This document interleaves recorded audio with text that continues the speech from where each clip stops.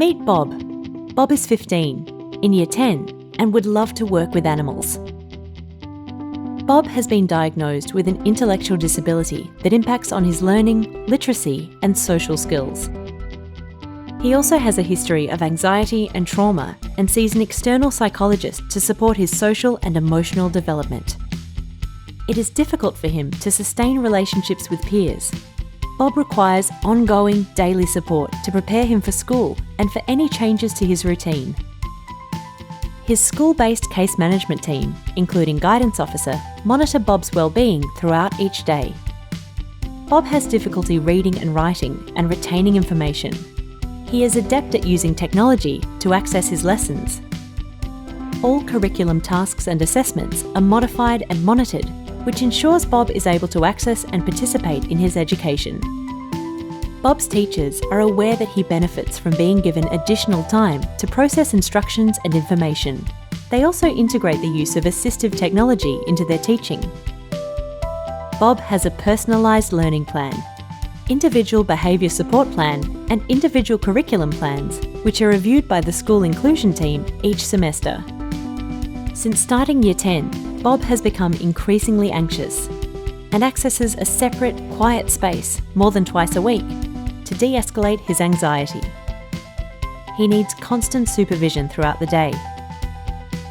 For the NCCD, the school must collate all evidence of adjustments. Step 1. Is Bob provided with an adjustment to access education due to disability? Yes. Adjustments managed by the school's inclusion team are recorded in his individual plans. The team meets weekly to discuss, monitor and record his progress and care. He receives ongoing support for all subjects on a daily basis. The school also communicates weekly with Bob's carer and child safety officer. Step 2. What is the level of adjustment Bob receives? Bob's support team reviews the evidence collated in the school's documentation of Bob's assessed needs and the history, frequency and intensity of the adjustments he has received. They agree that he meets the extensive level of adjustment. Step 3. What category of disability has the greatest impact on Bob's education? Bob is receiving adjustments in the cognitive category.